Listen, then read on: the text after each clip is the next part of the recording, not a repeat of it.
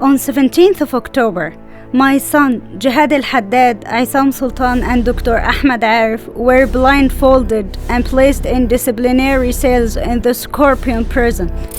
Each one was placed in one wing alone in order to completely isolate them from the outside world.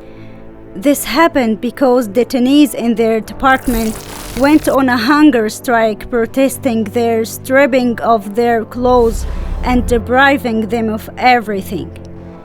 The disciplinary cell is much narrower than the solitary cells. If you extended your arms in both sides, your fingers would touch the walls.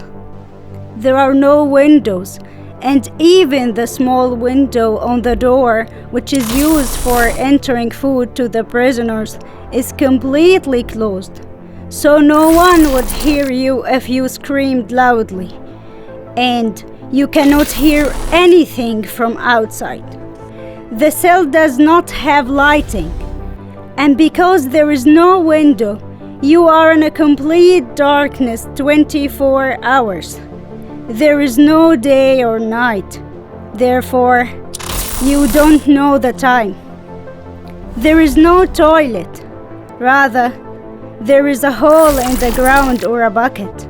The cell is very dirty and filled with all kinds of insects. At best, they get 2 bottles of tap water a day for all uses, drinking, ablution, and using toilet.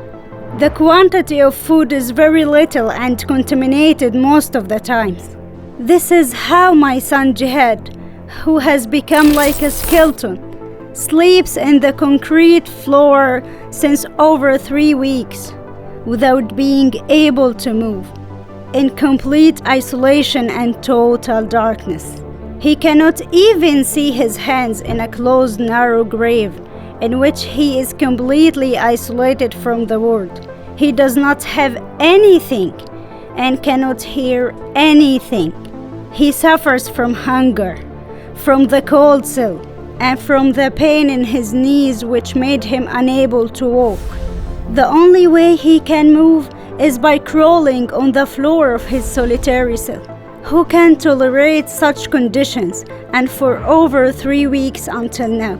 What if he has seizures and fainting again due to severe lack of blood calcium, that which caused him injury in the head according to the medical report that we heard in the court sessions? Who would provide him with medical aid, or who would then hear him in his isolated grave? My son, Jihad al-Haddad, is currently dying in the graves of the Scorpion prison.